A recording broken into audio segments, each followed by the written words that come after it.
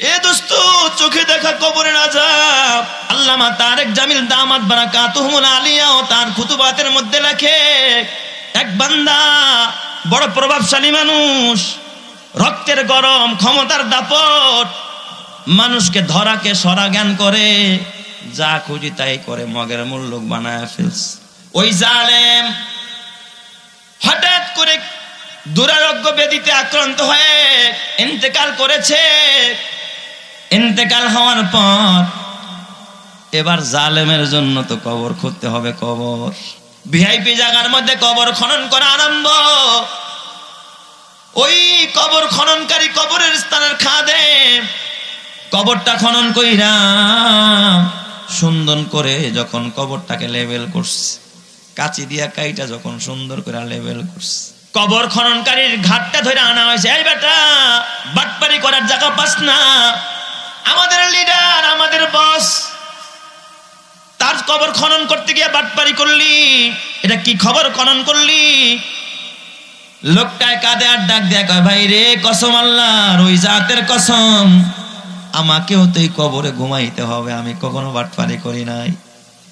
আমি সত্যিকারের সুন্দর করে সুন্নত তরিকায় যেমন কবর করা দরকার তাই করেছে, কিন্তু জানি না কবর কেন চেপে গেল, এটা তো আমার জানা নাই। এ আমার বাজার, আল্লাহর কোরআন বলে, ওমান আরাদা আন যিকরি ফাইন্না লাহু মাঈশাতান দানকা ওয়া নাহশুরুহু ইয়াওমাল কিয়ামাতি আ'মা।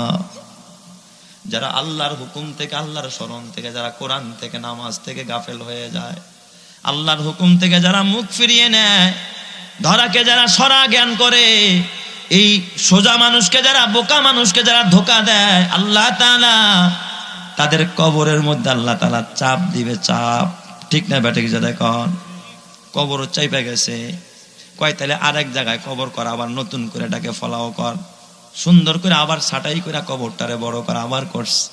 করতে দেরি কিছুক্ষণ পরে এদিক ওদিক তাকানোর সাথে সাথে দেখে কবরটা আবার চেপে গেছে। লাশটা নিয়ে যখন কবরের পাশে দাঁড়ায়, কে নামবে কবরে? ভয়ে কেউ নামে না। কে এই নেতার লাশটা কবরে নামাবে? এ বাবা, তোর কি কবরে না যাবার কথা বিশ্বাস হয় না? মরতে কি হবে না? কবরে কি যেতে হবে না? বাবার কবর দেখা কি তোর বিশ্বাস হয় না? মায়ের কবরটা দেখা কি তোর বিশ্বাস হয় না? দুচি জাদ মীরা কাশাদে জোরে জোর, দুচি জাদ মীরা কাশাদে জোরে জোর, একে আবদানা দেগার খাকে গোর, 2 গজেরই মাটির গুহা ছোট্ট তোমার ঘর, ওরে 2 গজেরই মাটির গুহা ছোট্ট তোমার ঘর, থাকবে না কেউ বন্ধু সে তা আপন কিংবা পর। ঠিক না ব্যাটিক জোরে কন?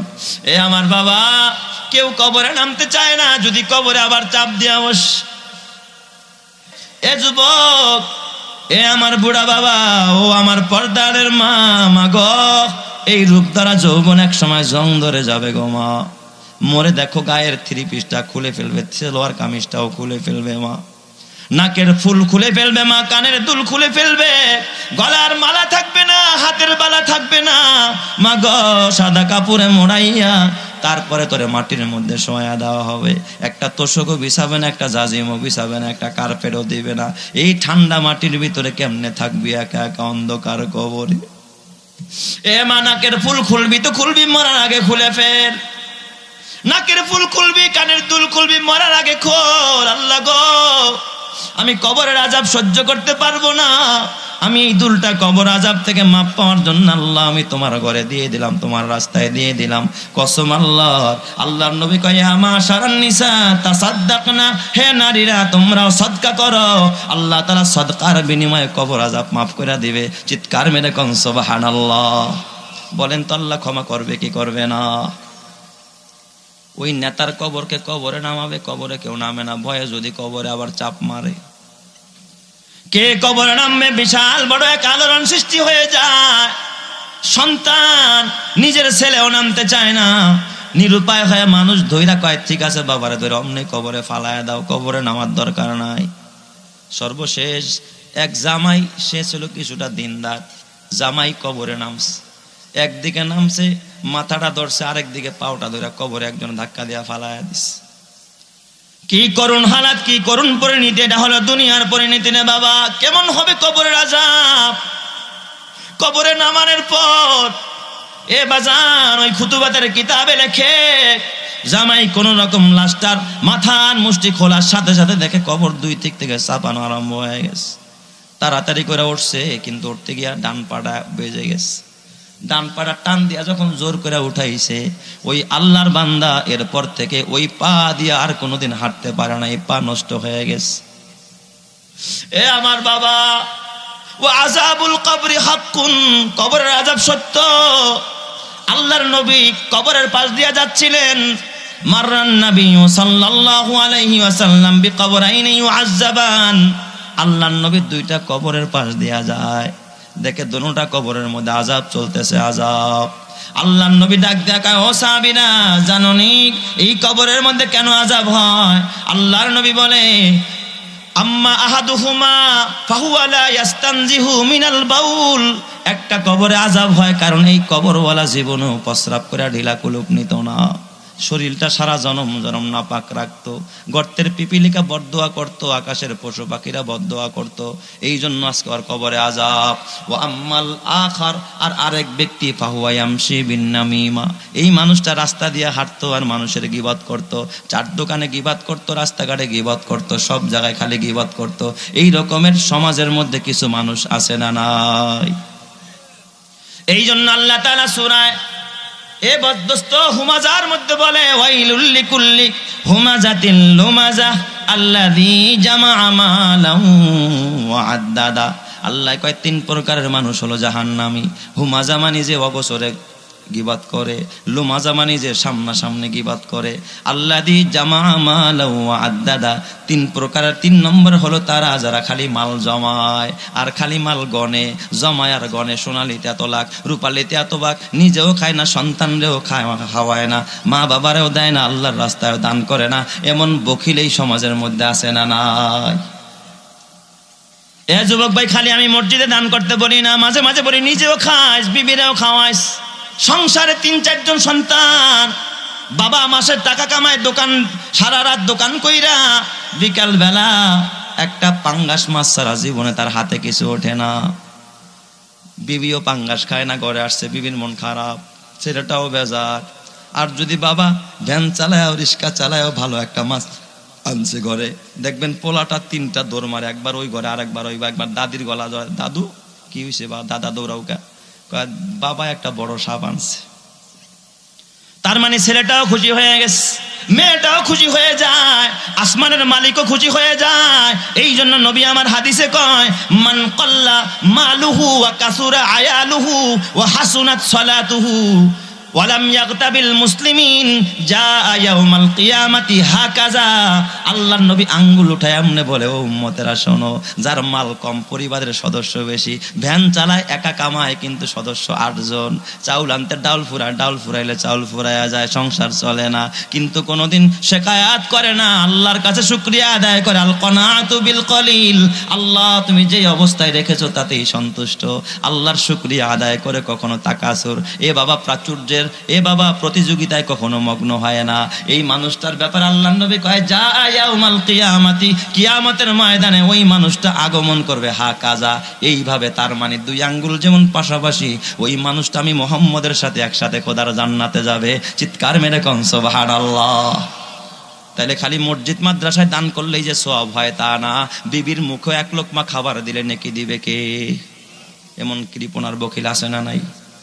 ঘরে ভালো বাজার করে না,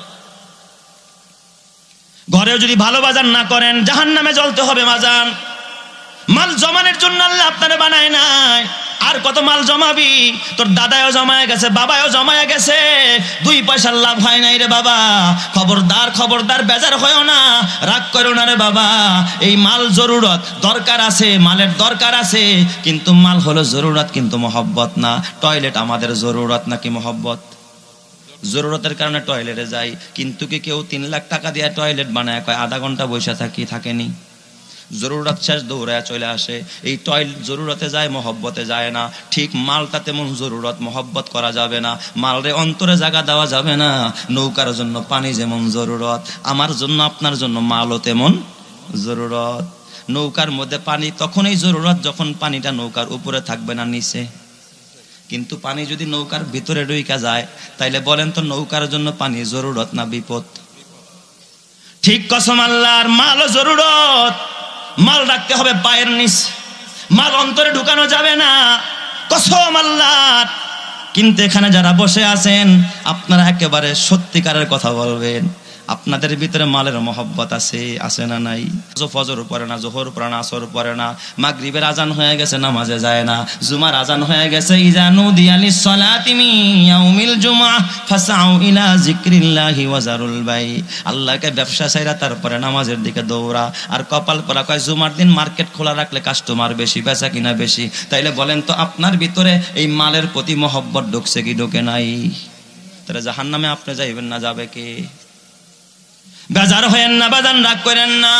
এ আমার বাবা, আবার মাঝে মাঝে এমনও কবরবাসী আছে, এই যে গোরস্থান কবরস্থান, হাত্তা জুরতুমুল মাকাবির, এই কবরের মধ্যে এমনও কবরবাসী আছে যাদের কবর খনন করলেও এখনো পর্যন্ত জিন্দা লাশ পাওয়া যায়, আছে না নাই? আমার মাদারীপুরের ঘটনা রে যুবক ভাই, এই যে পদ্মা সেতুর রোড হওয়ার পর এক আল্লাহর বান্দা সারা জীবন যদি অন্যায় করেছে কিন্তু শেষ যুগে আইসা তাবলীগে সময় দিয়েছে, 3 চিল্লা লাগাইছে, দাড়ি রাইখা ফেলছে, এত আল্লাহওয়ালা হয়ে গেছে, তাকে দাফন করছে এক কবরস্থানে।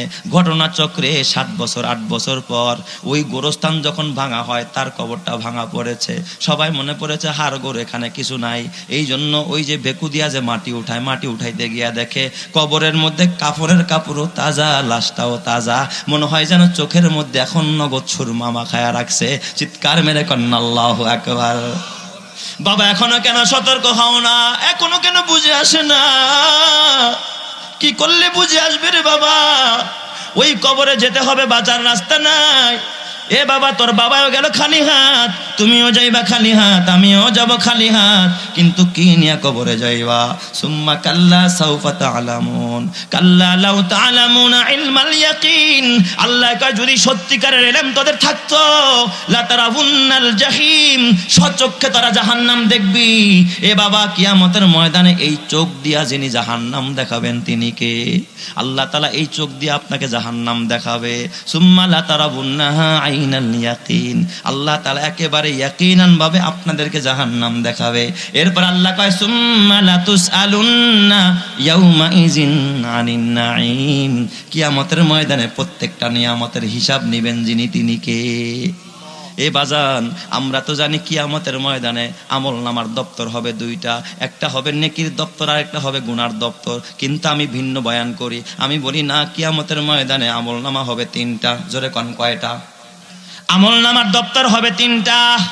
1 নম্বরে হবে নেকির দপ্তর, 2 নম্বরে হবে গুনার দপ্তর, আর একটা হবে নিয়ামতের দপ্তর। কারণ এই আয়াতটার দলিল সূরা তাকাসুরের শেষ আয়াতটা, 8ম আয়াতটা দলিল। সুম্মা লা তুসআলুন্না ইয়াউমা ইযিন আনিন নাঈম। ওই কিয়ামতের ময়দানে আল্লাহ প্রত্যেকটা নিয়ামত সম্পর্কে জিজ্ঞাসা করবে। আল্লাহ জিজ্ঞাসা করবে, আব্দুল করিম 10 বিঘা জমির মালিক ছিল, 10 বিঘা জমির সম্পদের মালিক ছিলি, কয় টাকা আল্লাহর রাস্তায় দিছস, আর কয় টাকা দিয়া টেলিভিশন কিনছস, আর কয় টাকা দিয়া ডিশেল লাইনের খরচ দিছস, ওয়াইফাই এর বিল চালাইছস। এই হিসাব জেনে নিবেন তিনি কে? আল্লাহ বলবে, এই চোখ দিছিলাম কি নাটক দেখার জন্য নাকি, সিরিয়াল দেখার জন্য নাকি, টিকটক দেখার জন্য নাকি? আমি ব্রেন দিছিলাম মানুষের হক মারার জন্য নাকি? আমি জবান দিছিলাম তোরে মিথ্যা কথা বলার জন্য নাকি, সুদ খাওয়ার জন্য নাকি, ঘুষ খাওয়ার জন্য? সুম্মা লা তুসআলুন্না ইয়াউমা ইযিন আনিন নাঈম। আল্লাহ তাআলা বলে, ইন্নাস সামআ ওয়াল বাসারা ওয়াল ফুআদা কুল্লু উলাইকা কানা আনহু মাসউলা। আল্লাহ চোখকেও জিজ্ঞাসা করবে, কানকেও জিজ্ঞাসা করবে, আপনার অন্তরকেও জিজ্ঞাসা করবেন যিনি তিনি কে? আল্লাহ। খবরদার বাঁচা যাবে না বাবা, প্রত্যেকটা নিয়ামতের হিসাব না দিয়া 1 কদম সামনে বাড়া যাবে না।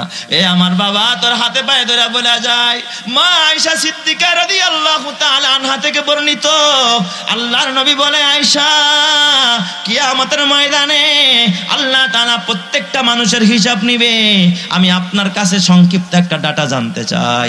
আল্লাহ তাআলা কোরআনের মধ্যে যত আয়াতকে মুকাররার এনেছেন, সবচাইতে বেশি মুকাররার আয়াত হলো ফাবি আইয়ি আলাই রাব্বিকুমা তুকাজ্জিবান।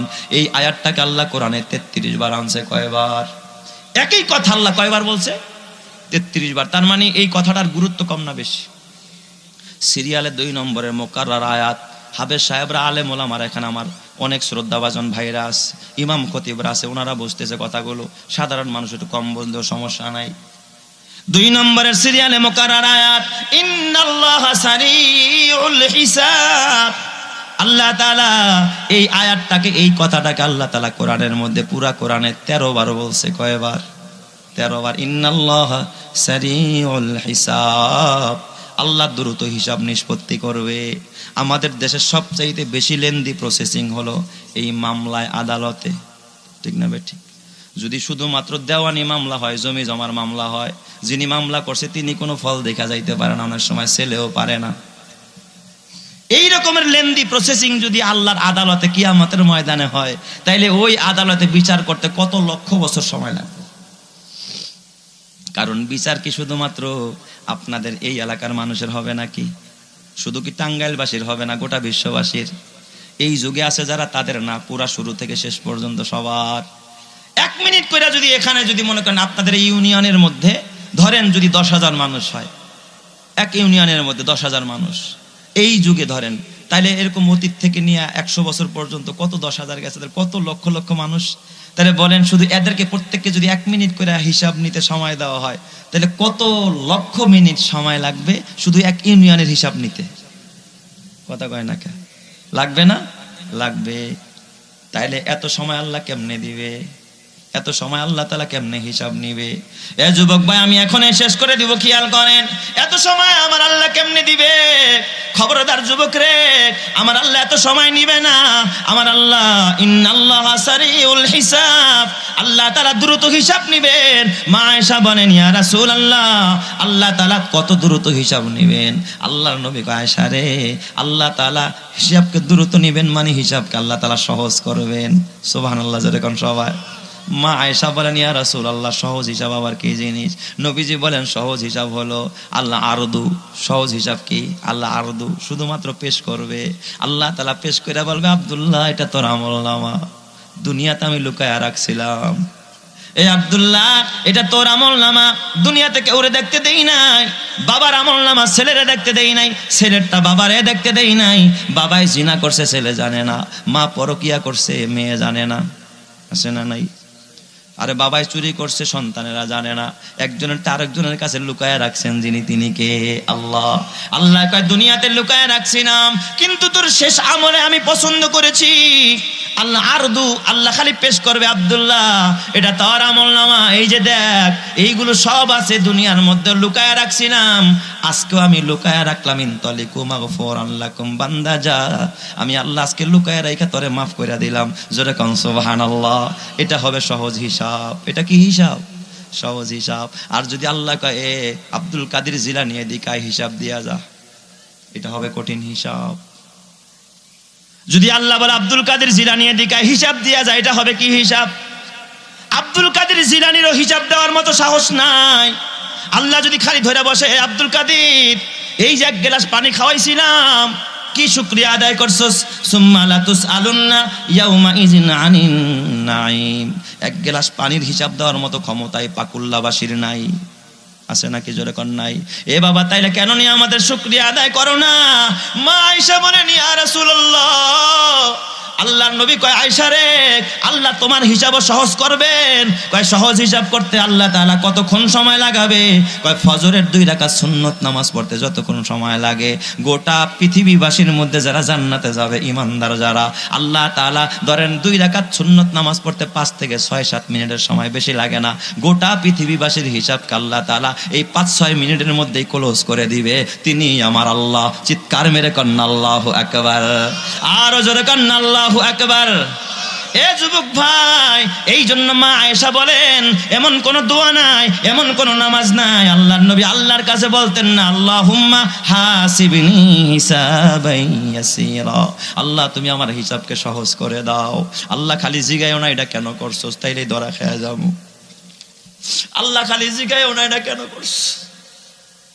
আল্লাহ তুমি একটা প্রশ্ন করো না, আব্দুল কাদের জিলানীও ছাড়া পাবে না, খাজা মঈনুদ্দিন চিশতিও ছাড়া পাবে না, আমিও ছাড়া পাবো না। এই জন্য আল্লাহর কাছে দোয়া করা দরকার, আল্লাহুম্মা হাসিবনি হিসাবাই ইয়াসীরা। আল্লাহ তুমি সহজ হিসাব নিও, খালি আমার মাফ করে দিও।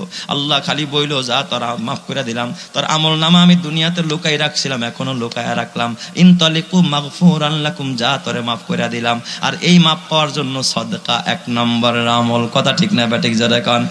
জাকারিয়া রাহমাতুল্লাহ আলাইহি বলেছেন যে সদকা করে আল্লাহর গোশা হজম হয়ে যায়। আর সদকাতু তারুদ্দুল বালা ওয়া তাজিদু ফিল উমরি, সদকা করলে বিপদ দূর হয়, হায়াতে বরকত হয়। অন্য হাদিসে আল্লাহর রাসূল বলেন আর সদকাতু তুতফিউ গাদাবার রাব্বি ওয়া তাদফাউ মিতাতাস সুই, দান করলে সদকা করলে আল্লাহর গোশা হজম হয় এবং আল্লাহ তাআলা বিপদ